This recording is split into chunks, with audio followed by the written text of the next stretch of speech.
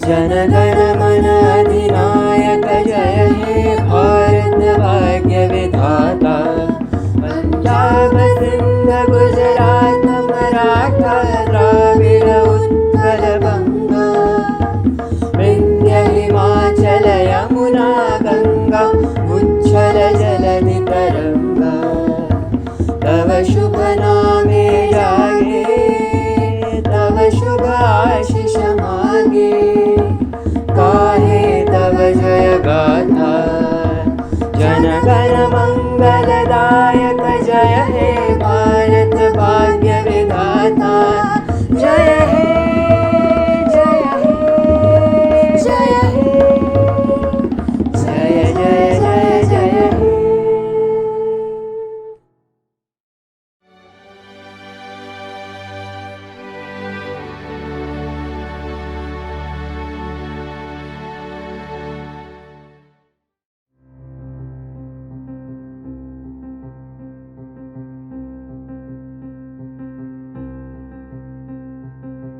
वतन वतन मेरे आबाद रहे तू,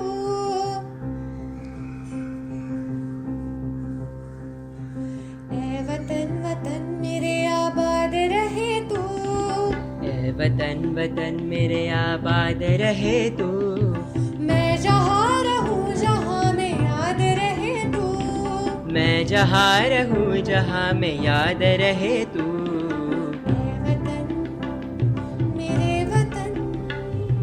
ऐ वतन मेरे वतन।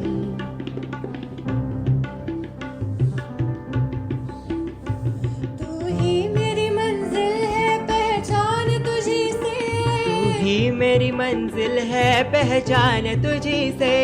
पहुँचूं मैं जहाँ भी मेरी बुनियाद रहे तू, पहुँचूं मैं जहाँ भी मेरी बुनियाद रहे तू। ऐ वतन मेरे वतन, ए वतन मेरे वतन।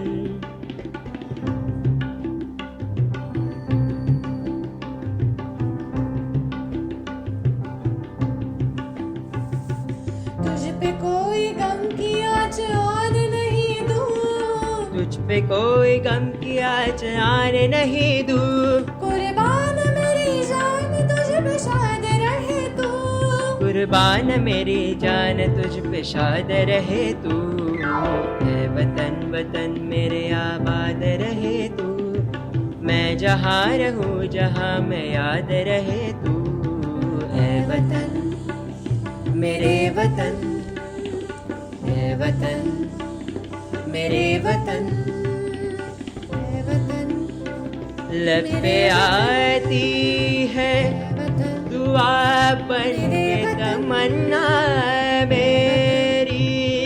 मेरे वतन, जिंदगी शम्मा की सूरत हो खुदाया मेरी। ऐ वतन जिंदगी शम्मा की ऐ वतन सूरत मेरे हो वतन, खुदाया मेरी। मेरे वतन ऐ वतन मेरे वतन।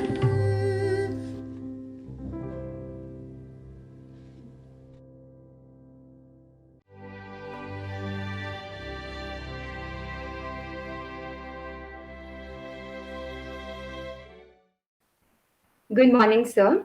It is really an honor for us to host you today on the occasion of Independence Day of India. And yes, Happy Independence Day. It is my honor to introduce you to our viewers. So I'll take a few minutes. Dr. Pradeep Dubal is working as a medical officer at Sassoon Hospital, Pune. His past experience is as a resident doctor working with the Department of Forensic Medicines in Pune. His latest achievement is that he has cleared UPSC with 648 rank. He works with the COVID line. So let's get a few insights and have a good talk with him. Over to So you, good sir. morning to all of you, and I'm very thankful to you people that you invited me to your program, and I'm very fortunate to talk with the youngsters. So thank you once again, and wish you a happy Independence Day once again to all of you.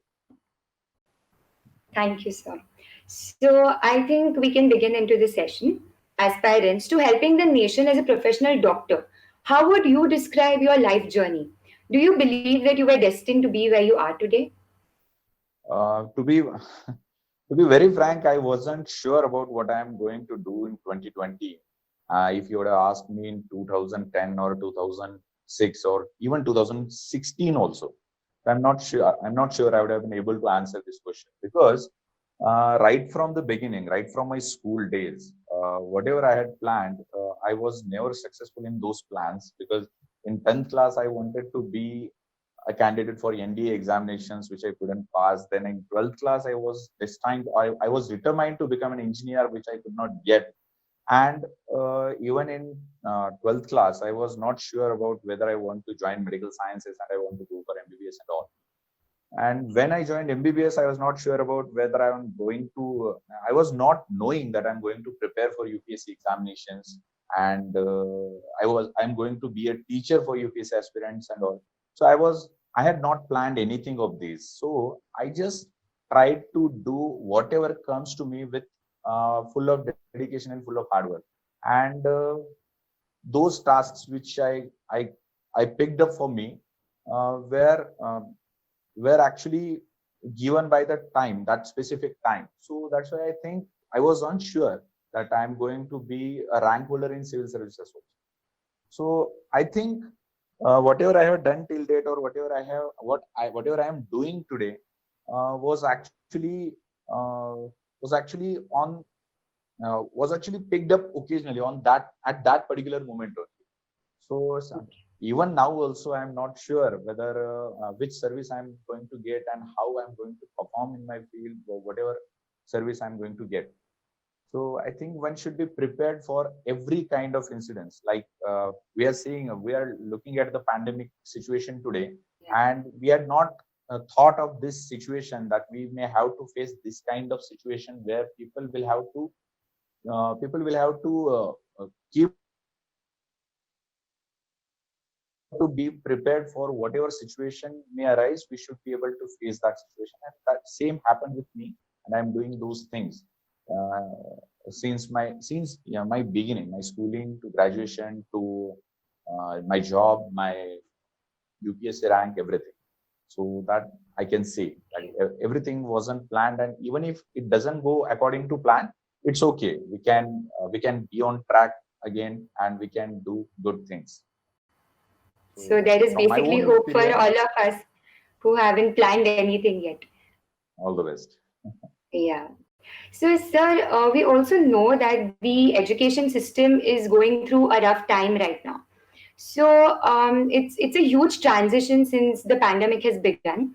So, we know that online classes are replacing the offline ones, and like, is this a kind of new generation for students? And do we just have to adapt to these changes, or how is it going to be like according to you? Actually, I think in past, not only in past 4 to 6 months when pandemic has started, but even before that, we are witnessing the era of online classes. We are having so many Yeah. platforms providing online classes, and it's not a entirely new thing in pandemic. We are having Khan Academy or many YouTube channels or the new startups like Unacademy or in many other platforms are providing online classes, Byju's for that matter. And I think new generation has to adapt these kind of online classes or online platforms, because uh, this is going to be a new norm after pandemic. So even after pandemic, many schools have started to go online. They are giving online classes, but at the same time, I think newer generation is I'm doubtful whether the new generation is able to adapt to these changes, because when we were in classrooms in our childhood, even you must have attended your school at that time. The entire board was in front of you, and there was not a more small mobile screen where you had to focus. You had an entire board, and even if you were distracted in some degrees, you're not so disturbed, because even if you move rotate your head towards one or another direction, you do not have faced any kind of problem of distraction. But today, when the screen is very small, the children may get distracted very easily. The small kids may get distracted very easily, and that's why it's a very difficult to pay attention to the classes. Another thing which I think may be problematic or maybe a limitation of online classes, that sincerity and the discipline. In classes we were Right. so disciplined that when teacher was in front of us, we were very patient and we were very sincere to listen to whatever teacher is saying.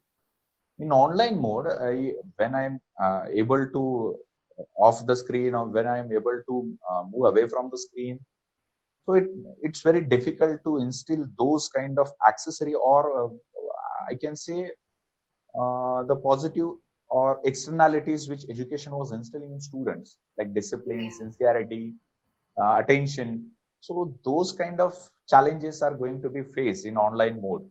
So I think these things are to be taken care of while moving towards online platforms, and we have to think of these things, and we have to understand the limitations of online classes.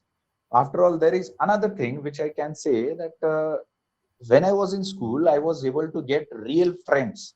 I'm a bit worried about this kind of a new trend, but some things are inevitable. We have to be ready for these challenges, and we have to find your solutions to these problems. In my opinion, there may be some additional points also, but for the time being, I am able to recall these points. There are so many other challenges. There is major problem of connectivity in rural areas. We have not been able to provide the connectivity in rural areas where the children are lacking the online classes just because they don't have any smartphone or internet connection. So we have to take care of these challenges also.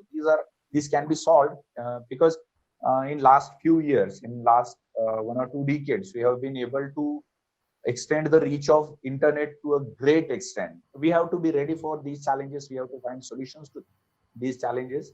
Then only we can assure we can get assurance of the success of these online platforms. Yeah, that is truly still a challenge and going to be one. Yeah. So, sir, also about the global situation right now, they're saying that the pandemic has caused a huge setback in the trends of globalization. So, do you think that this claim has any kind of basis?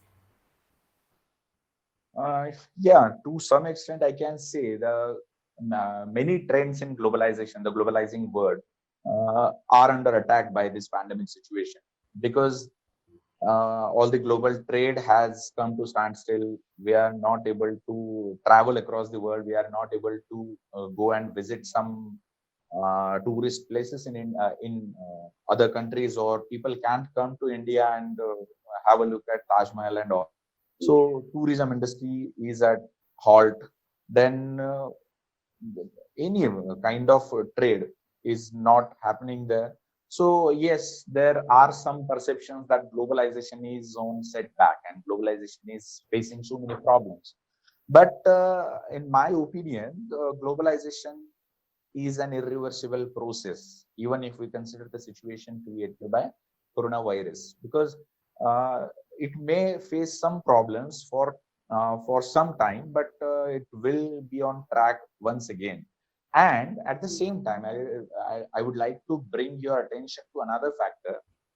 You must have heard about Oxford vaccine. You must Yeah. have heard about the Oxford vaccine, which is in trials right now. And Yes. this vaccine is going to be tested in so many countries.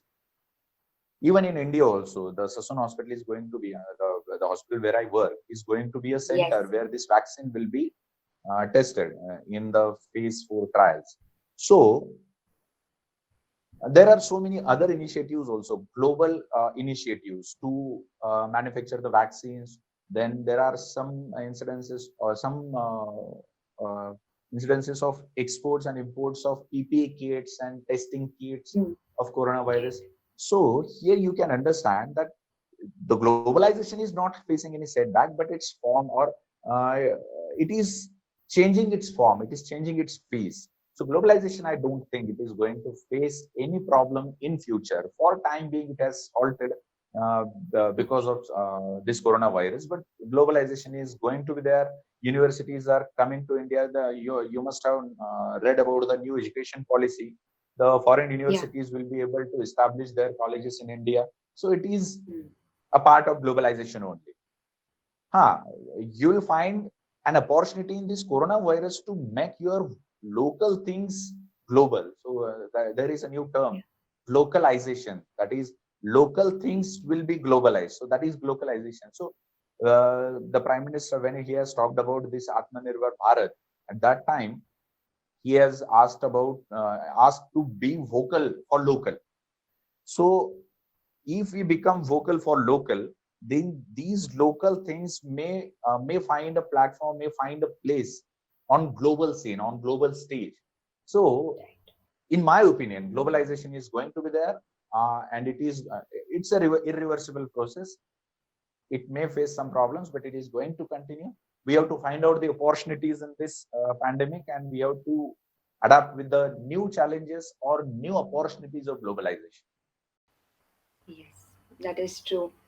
So, sir, also that in the last 6 months, you have been working on the front line for COVID patients. So this must be a huge challenge for you and your complete medical staff team.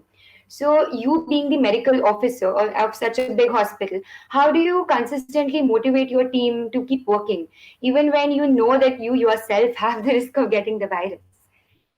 Uh, I'll tell you this through an incident. When I was working as a medical officer at one of the primary health centers in Indapur Taluka of Pune district. When I was working there,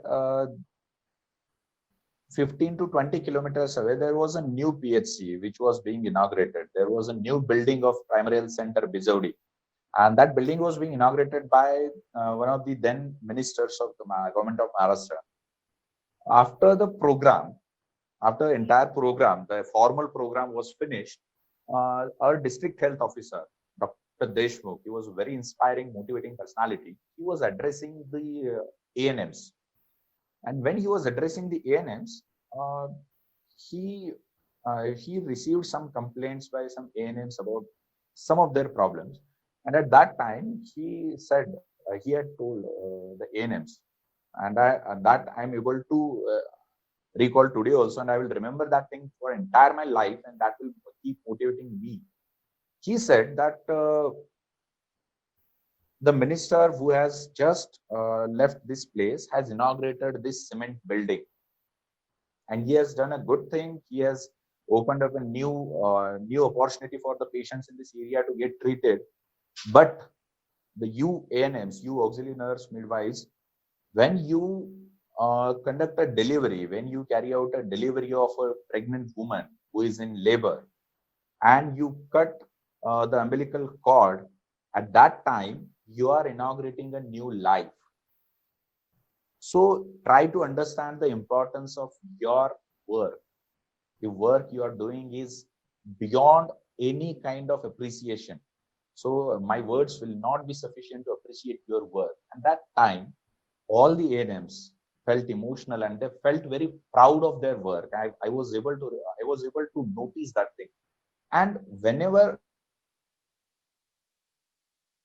where the workers, the sanitary workers or some other workers in my hospital, when I am on duty, they complain about something, some minor things, and they are a bit afraid of working there. I try to convince about the kind of work they are doing and the importance of work they are doing. So it is not just cleaning the surface, cleaning the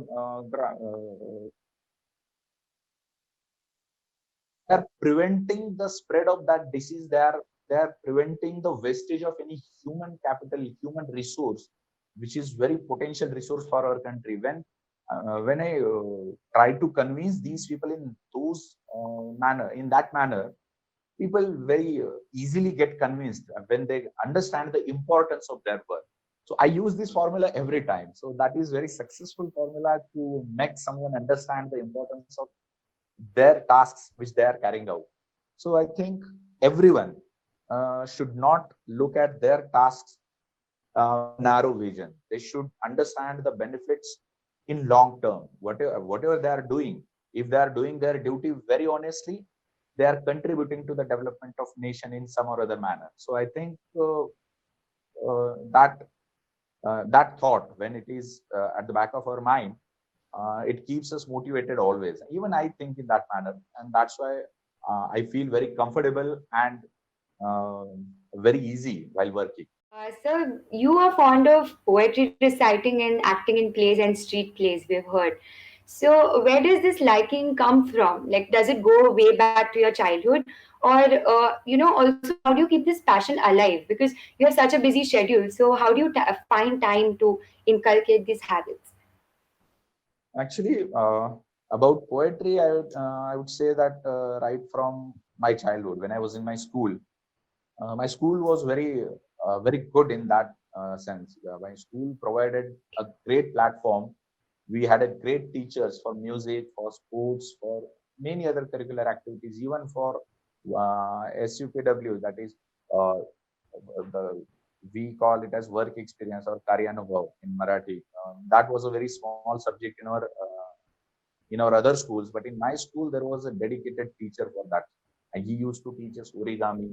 We had a separate lectures for those activities. So because of that kind of environment, and we had a full-time music teacher who used to teach us the instruments, various musical instruments and all. So that's why, because of that environment, I developed a liking. And always, every person needs a kind of hobby uh, for de-stressing himself or herself. So since my childhood, my school days, I am fond of poetry reciting or acting in plays, hectic schedule. I think wherever you get the audience, you should start to present your activities. So that's why even my friends also they keep on teasing me कि जहाँ भी देखता है stage create करता है. So I think we should keep our interests alive. That will always keep us fresh. That will always make us ready for the next tasks to take. So that's a very important part of our life. And if someone says that he or she does not have any hobby, they are actually lying. They are having some kind of tasks, or they are having some kind of work or activities where they find the peace. They find they find themselves very comfortable, and one should pursue for this. Even watching films, listening to songs, playing with kids, these all can be hobbies, and these are very important for us in our life. Yeah, that is true, sir. So moving on, in your field, what are some of the challenges you face even today after having such great experience? Do you still face any challenges? And when you do, how do you remain calm and how do you tackle them? uh, Challenges, I can just compartmentalize, or I can just segregate the challenges in different manner. So there are if you ask about the medical field, there are Yeah. various challenges, like there are very less number of colleges in our country, medical colleges, because of which we are having very less number of doctors. Uh, if we compare with the WHO norms, then another problem is that we have very less number of tertiary care centers where terminal illnesses are treated. Patient for terminal illnesses are admitted and treated. Then there is a very huge lack of paramedical staff. If you consider the nursing staff, we are having almost 1/8 of the nursing staff which is required. So doctors, if you consider the doctors, we are having one doctor per 17, where we need one doctor per 1,000 population. So these are some of the challenges, basic challenges. Another problem, we are having very less expenditure on health out of our GDP. That is, we are spending about even less than 1.5% of our GDP on health, where we should at least spend 2.5% of our GDP, and that is a part of our health policy. And particularly when you are working at a government hospital, you are having very meager facilities or very meager resources to fulfill the needs of a huge population. So if you consider the Sassoon Hospital, we are catering the needs of near about 3 districts. We receive the patients from Pune, Satara, and Solapur. So at this moment, when we are having huge number of patients in line, it's very difficult to pay attention to all the patients with the equal efficiency. We are having only one MRI machine at our hospital, and we have to cater the needs of hundreds of patients on daily basis. So it's very difficult to manage this kind of crowding. So, if you had to give a message to the youth of our country in terms of medicine, if they are interested to join medicine or anything or any other message you would have for us, so what would that be? Actually, I'm not able to understand, or I'm not able to get whether I'm eligible to give a message to youth, because I even consider myself as a part of youth. So I'm sorry, but still, to youngsters like you who are undergoing their college education, I will say that it's not necessary to go in a particular field if you want to contribute to your country or to your nation. It's not necessary that you should go in army, you should join civil services, you should be a doctor and work in government hospital only. I think whatever you're doing, whatever the college students are doing or they are going to do, they should do it with full passion and compassion. So when we are able to combine these two things, when we are able to achieve the fusion of our passion and compassion, we can bring so many things in private domain to the utility of public, or to the utility of masses. So you must have heard about so many startups or social entrepreneurs who have earned money as well as done a great thing to the society.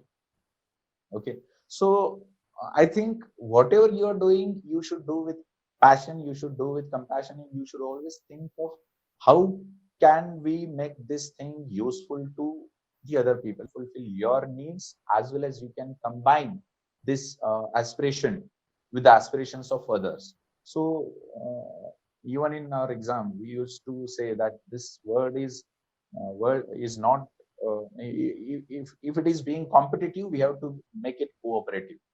So with cooperative efforts or with cooperation with each other, we can do so many things. That's one thing I can say, that you pursue whatever field you want. You go into robotics, you go into space sciences, you go anywhere you want.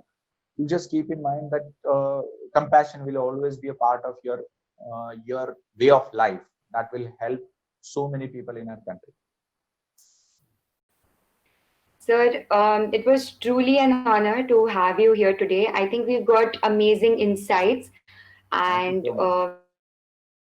interaction for us. So thank you so much for being here, and happy Independence Day again. Happy Independence Day to you all. And I'm again very thankful to all of your team members and your college that you invited me to this very innovative kind of initiative. And I was very happy to be a part of this. Thank you so much.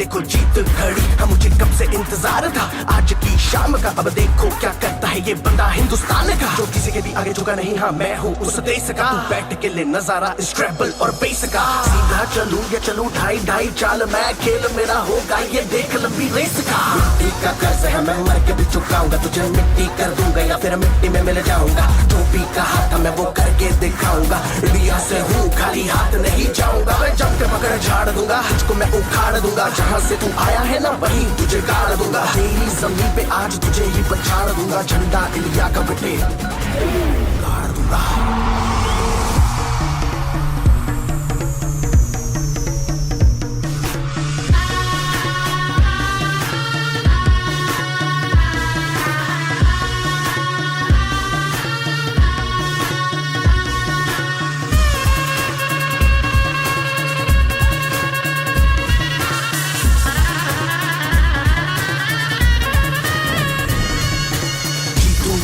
मुझे कोई परवाह नहीं तुमको मैं दिखाऊं मुझे कोई परवाह नहीं माँ ही मेरा रब है मेरी माँ ही मेरा पीर मेरी माँ के पैरों के अलावा कोई दरगाह नहीं नाचूंगा नाचूंगा मुझको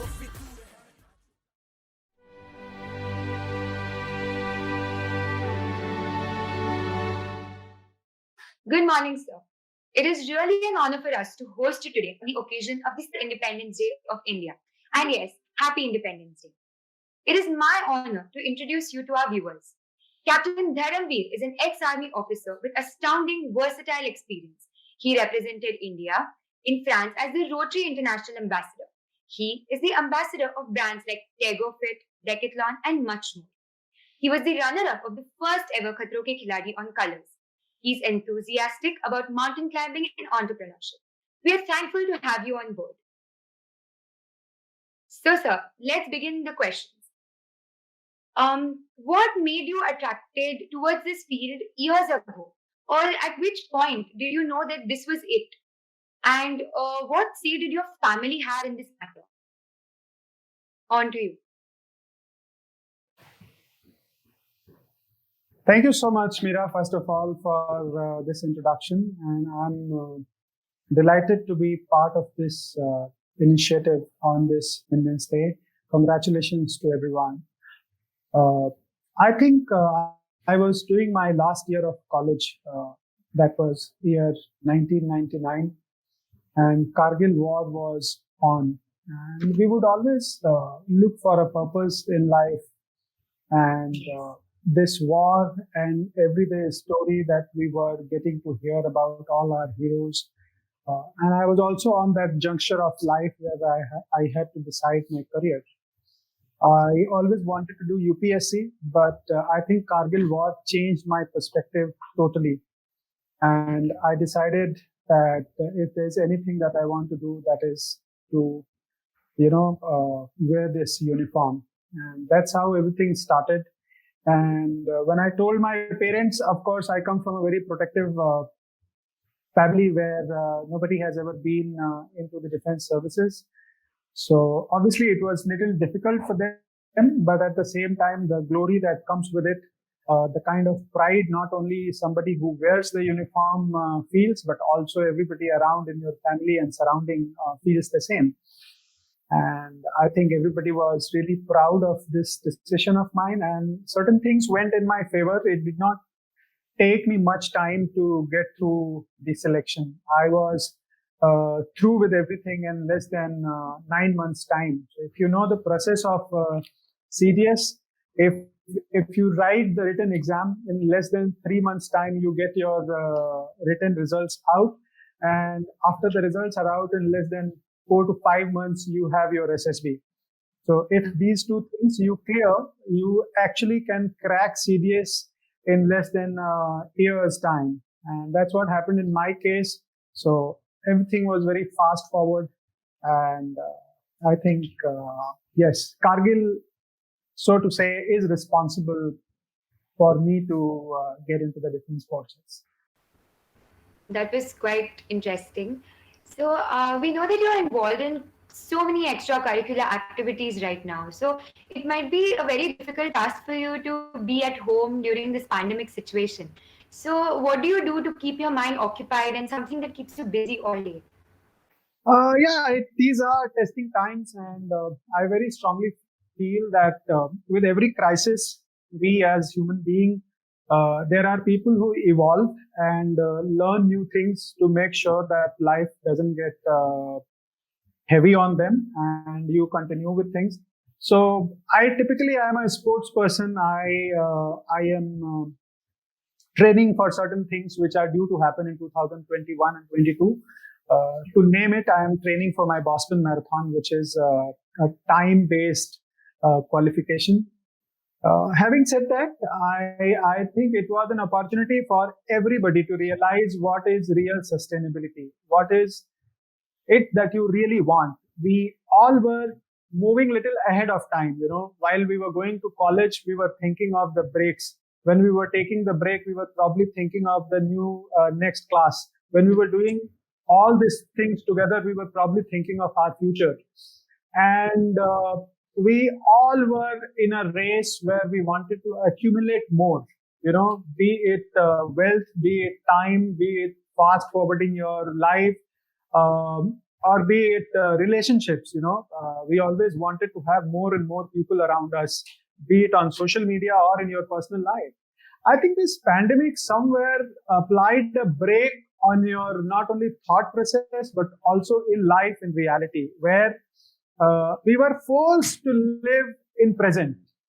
And that was a realization of what you actually are. You are left with just yourself and the most important things around you.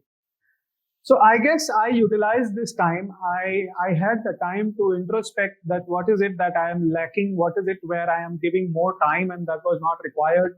What is it where I need to upskill myself? How I can evolve and do my fitness, body weight fitness at home, which has now negated the need of a gym.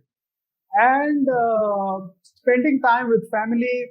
I, of course, did not do much of culinary. I did not bake any cake.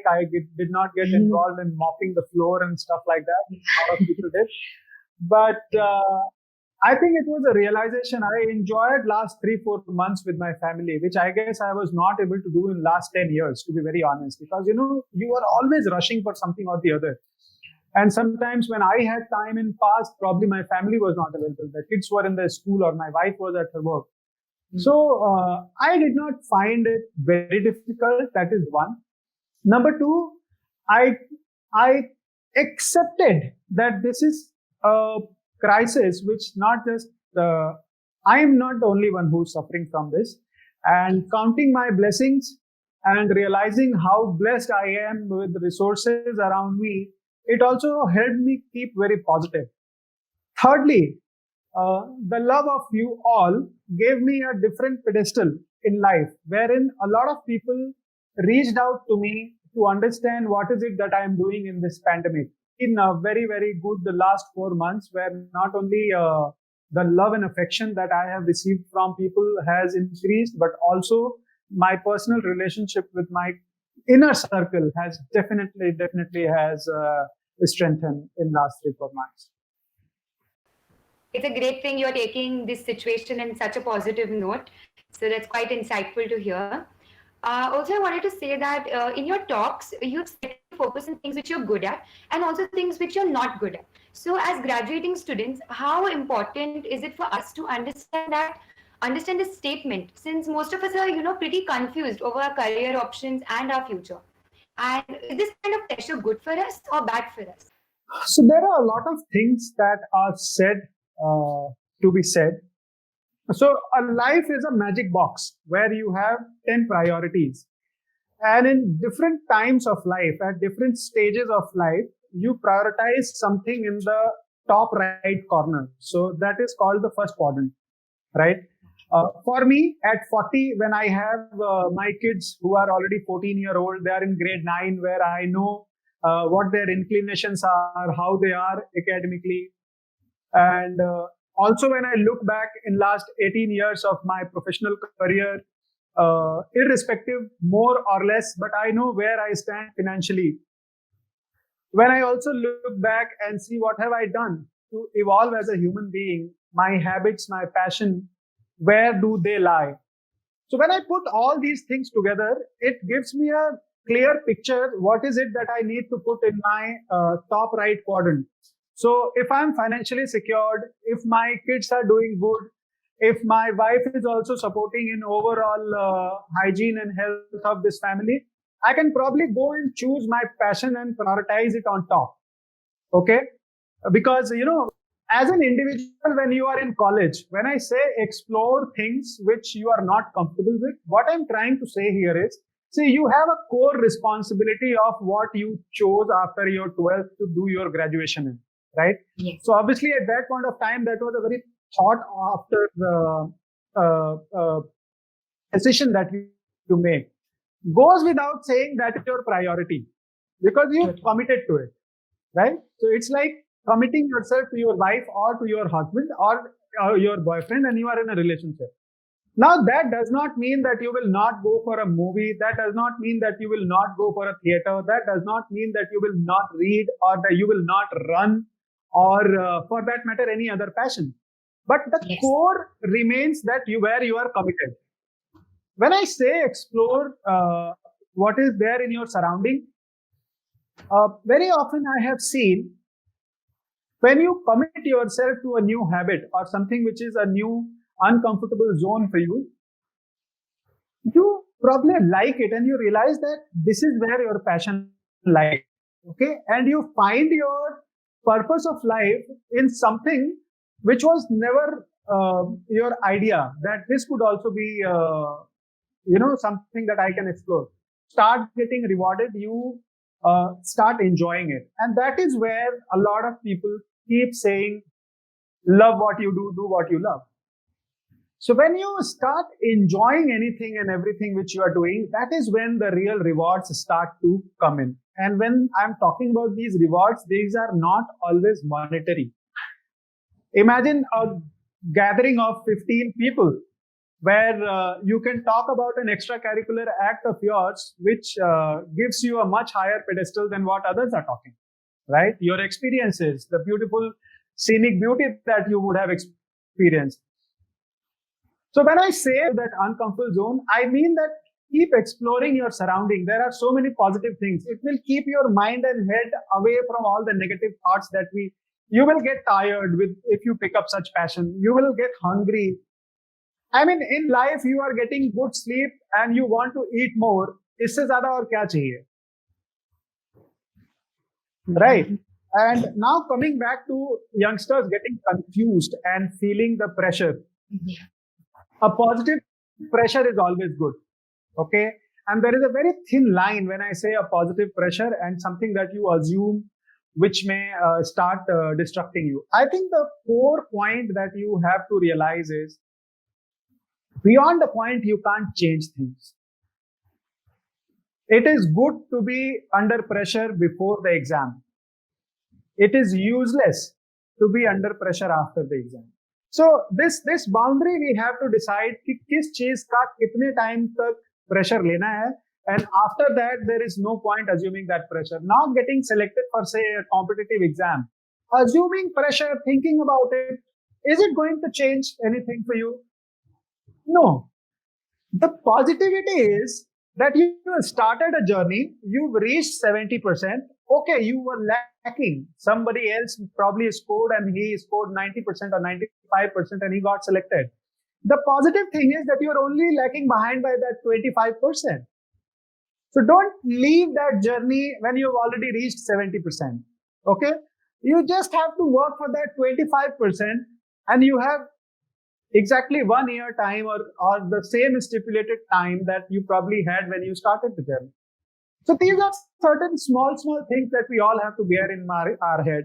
There is so much that life will throw at you as time progresses.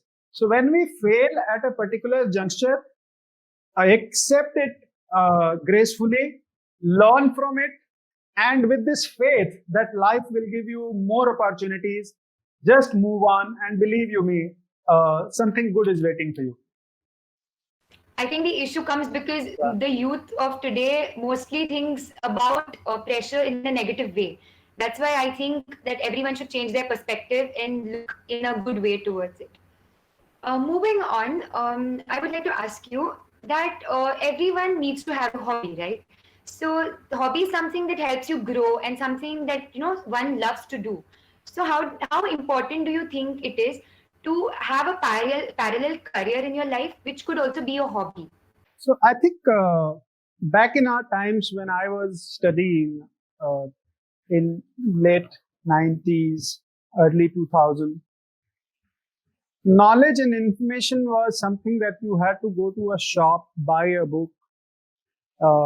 Sometimes it was available, sometimes the book was not available. It was a very tedious process to acquire knowledge. So certain hobbies were restricted, right? If you want to learn about it, the internet was not there. So if I'm running, the hobby was restricted only to running. But how it has changed today is if somebody has a hobby of running, it suddenly on your fingertips exposes you to the techniques of running, to the importance of fitness, and to the importance of nutrition. And when you explore all these fields, you are bound to like one or the other. So hobbies are something which keeps you positive. Everybody needs a break from his mundane lifestyle. It could be an office lifestyle. It could be somebody who's staying home, or a wife who's not stepping out. She also needs a break. Sister in the house who's surrounded by a society where the brother is given more importance, the father is the bread earner. So what I'm trying to say here is everybody deserves a break. Now, when you decide this break, you have to be very careful when you choose your hobbies. First of all, you must like it, whether it is reading, whether it is running, whether it is mountaineering, whether it is singing or theater. Unless you try 4-5 things, you wouldn't know what is it that you enjoy the most. And in today's time, I have at least witnessed at least 200 people in last 1 year who have created their hobby into a parallel career for themselves. Right. They have started running, for that matter. Somebody who probably starts and he runs for 3 years and he improves from point A to point Z, and then people start looking up to him. And when you start looking up to someone, then he says, okay, I know how it happened with me. Come, I will tell you how you can start from couch to a 5-kilometer scenario, and then I will help you transform from a 5-kilometer to a 10-kilometer, and so on and so forth. So you can create so many hobbies. If you are a technical guy, you can create so many platforms today wherein you can sell, purchase, buy. Look at OLX, there is so much that's happening, right? Yes. You must pick up a hobby which has a purpose to it, and you are as it is doing something or the other which is beyond your core. So I am not expecting anyone to develop a hobby which is time consuming or some extra hour consuming this thing. But please remember one thing. If you are passionate about something, you will have to create that 25th hour in the day. ऐसा नहीं होगा कि आप 8 घंटे की नींद भी पूरी कर लो, 1 घंटे आराम से तैयार होके बाल का एक स्ट्रैंड ठीक करके और पूरा मेकअप सही हो तभी घर से बाहर निकलो, और कैंटीन का भी टाइम आपका बिल्कुल सेट रहे, शाम को दोस्त से मिलने का भी टाइम बिल्कुल सेट रहे. ऐसा नहीं होगा. If you want to have a passion, if you want to have a hobby, you'll have to cut down little small time from everything else in your life and create that 1 hour, 2 hour, 3 hours for yourself and invest there. You are eventually an outcome of choices you make in your life. बाद में जाके सब लोग regret करते हैं, लेकिन आज के डेट में आप जो भी choices make करोगे, आज से 5 साल बाद you will be an outcome of that. I have not reached where I have reached because suddenly someone fixed a time machine और उसने मेरे को 20 साल से 40 साल में जाके और ये सारी चीजें मेरे को दे दी. हर दिन, हर साल, हर महीने, हर वीक आप एक छोटा या बड़ा कोई डिसीजन लेते हो और वो आप पे रिफ्लेक्ट करता है. Over a period of time you realise कि कुछ डिसीजन सही हुए, कुछ डिसीजन गलत हुए. जो गलत हुए आप उनको हटाते हो, जो सही हुए उनको आप और कंसोलिडेट करते हो, and you make more such decision. So that's how life evolves, and you reach a stage where you reach at a certain point of time. And there is never too late to start a new thing in life. That was very rightful said. I'm pretty sure that this would be valuable information for all of us, because you know, the youth of today, we are running and running forward in the race, but we do not know where exactly we want to run. So I'm pretty sure your words would help us a lot. Also, I wanted to ask you that after all these years of work you've been doing, how do you manage to keep that passion alive in your work? And what is that power which, you know, keeps you driven and keeps you consistent throughout? I have a very simple theory in life, and that is, okay, because over a period of time, I've realized, Meera, that unless you value yourself, unless you love yourself, the society, even your family and everybody takes you for granted. Right. So always put a price to yourself. When I say always put a price to yourself, don't be available easily and be available everywhere and anywhere and everywhere. So you choose, you decide where you want to be seen, with whom you want to be seen, and just love yourself endlessly.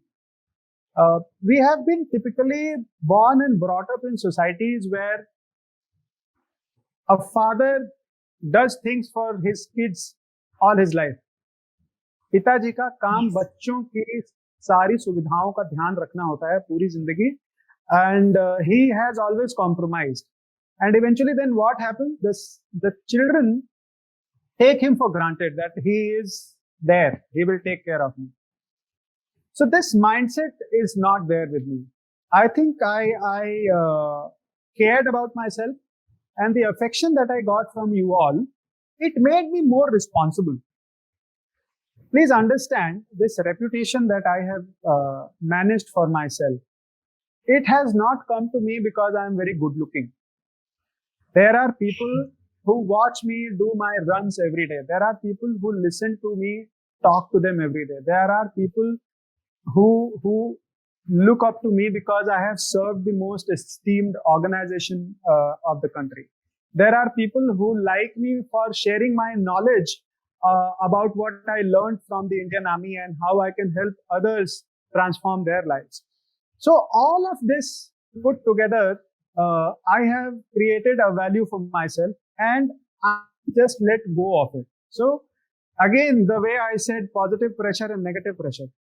So there is a positive pressure on me to keep myself good at whatever I am doing, because then only I will have the influence around me to transform others' life. And there are certain non-tangible aspects to this as well. So in my family, I'm the only one who wakes up at 4:45 or 5 o'clock, 5 days in the week. Okay. I wouldn't say every day. So Thursday and Sunday are my breaks, but it's somewhere is getting registered in my kids' head, my wife, and everybody can see that, okay, this man is, active from 5 o'clock in the morning till 11 in the night. They learn things, it may not be tangible, it may not be seen, but they are learning from me.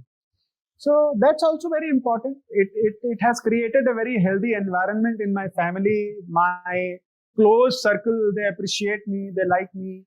And I think it helps me go in a very positive way.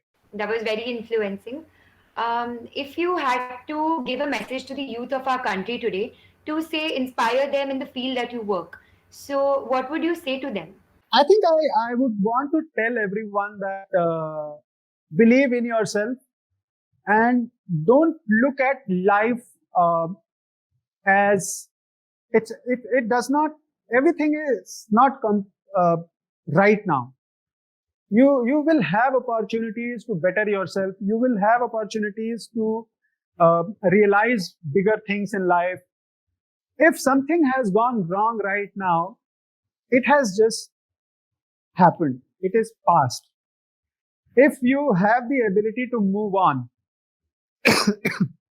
whether it is your personal relationship, whether it is your professional shortcomings, or it is your academic setback, if you have the ability to move on, today we are living in a time where age is just a number. At 40, I am exploring things which I had never thought that I would be doing when I was 20, 25, 30, 35. My running, my mountaineering, my biking, 3 of my core passion, they all started when I crossed 35 in my life. So you have a lot of time. You have a lot of time in life. And today when I look back, I feel pity about certain things that I did wrong in my life, or certain things where I tried fast forwarding myself, or when I was bothered. There's a very famous saying, 90% of things that we are worried about do not occur. Right? So just imagine, you are worried about things जिसमें से 90% चीजें होंगी ही नहीं. आप कहीं जा रहे हो, आप रास्ते में लेट हो रहे हो, इस एंजाइटी में आप गाड़ी चला रहे हो, तेज चला रहे हो, धीरे चला रहे हो, हॉन्क कर रहे हो, मुझे डांट पड़ेगी, how will people react? And imagine 90% of the times it happens that you reach and nobody even notices you that you've come late, or where the hell you were busy, or stuff like that. So not to say that take this example and get careless in life, but then you have to draw a line where you have to stop that. Lastly, my biggest message to youth is we have to take a little more responsibility when it comes to social media. Your response to everything that is happening in the country is captured somewhere, and that is a statistical data. Basis this statistical data, there are people who are deciding the future policies of the country. So please don't keep quiet, because even that is an opinion.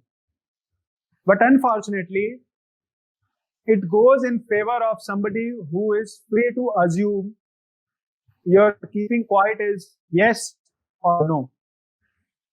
So you become a free resource to somebody who can use you or who is using your keeping quiet to his advantage. So your opinion is very, very, very important. And लोग क्या कहेंगे कि बीमारी से हटिए, please open. जब तक आप अपनी ओपिनियन सामने नहीं लाएंगे, the agencies which are responsible to make the future path will not be able to create that path for us. So that's what I would want to tell the youth. Yeah. So it was a great delight to have you on board with us today. We've really learned amazing things that we can remember, and we have learned from you that it's not about the job you do, but it's the way you do your job. So great having you here. Happy Independence Day again. And thank you so much. Thanks so much, Meera.